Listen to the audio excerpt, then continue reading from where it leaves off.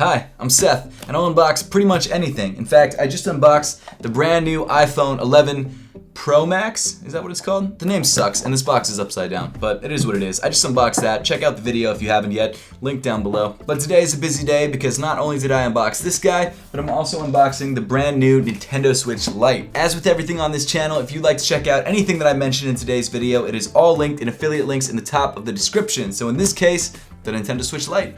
Obviously, I grabbed the brand new Switch Lite from Amazon because that was actually the most convenient place for me because it delivered. And to be honest with you, the box is actually a lot smaller than I thought. I was really expecting it to be, I don't know, that big, you know, because I have the original Switch, and this Switch is pretty much, it's actually longer than the box.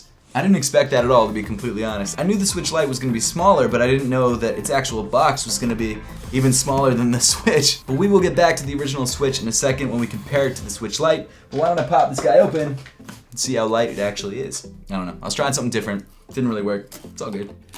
Really hoping I took my address off this box. There we go.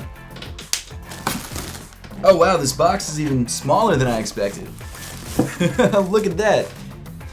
This is literally the size of a 3DS box, or just even a 2DS box. This is tiny. Not to do this too many times, but here it is next to the Nintendo Switch. It's already pretty significantly smaller.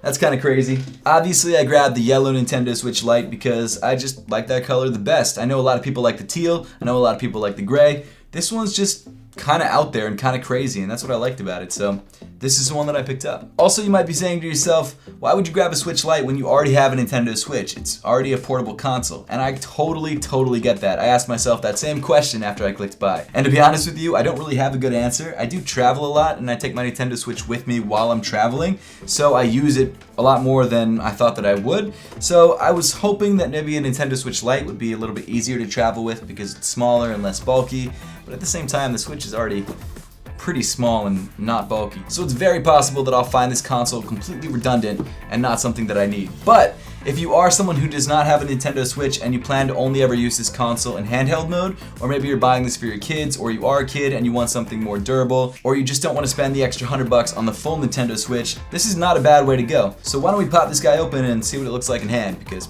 I still haven't seen it yet. First things first, pull that little tab right there. Pop this guy open like that. Let's see.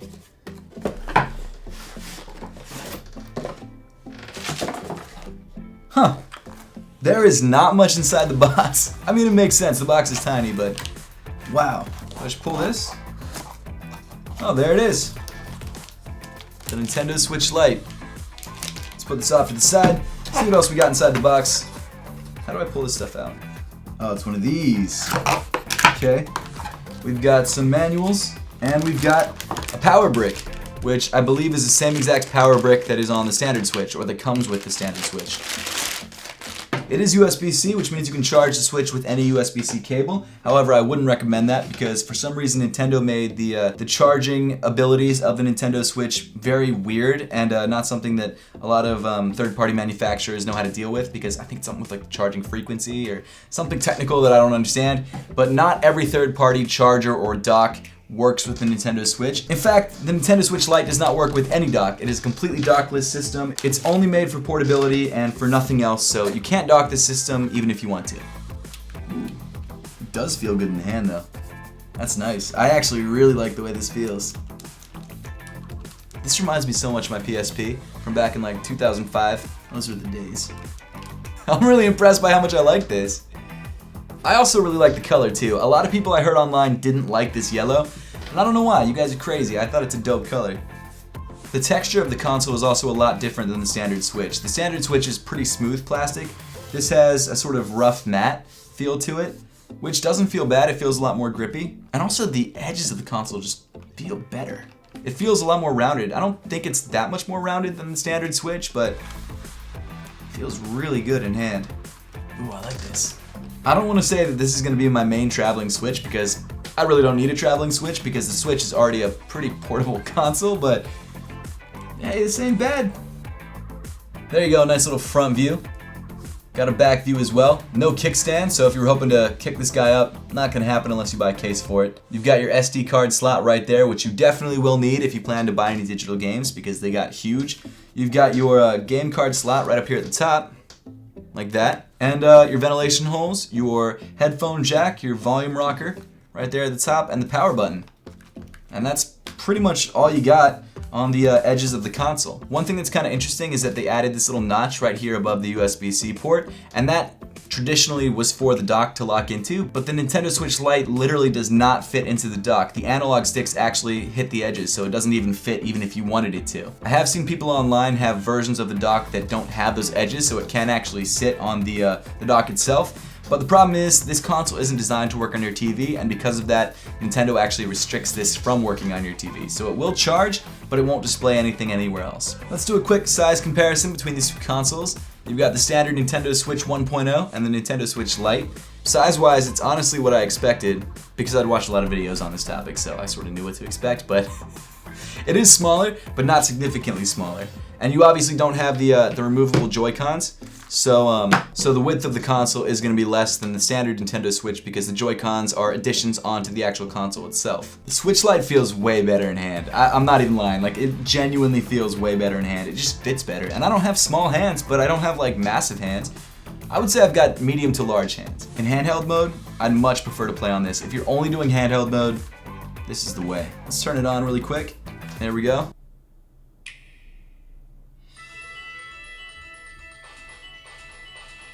So one thing I will say is that because the screen is smaller, the pixel density is tighter, which means the screen actually looks pretty sharp. I would say sharper than the regular Nintendo Switch.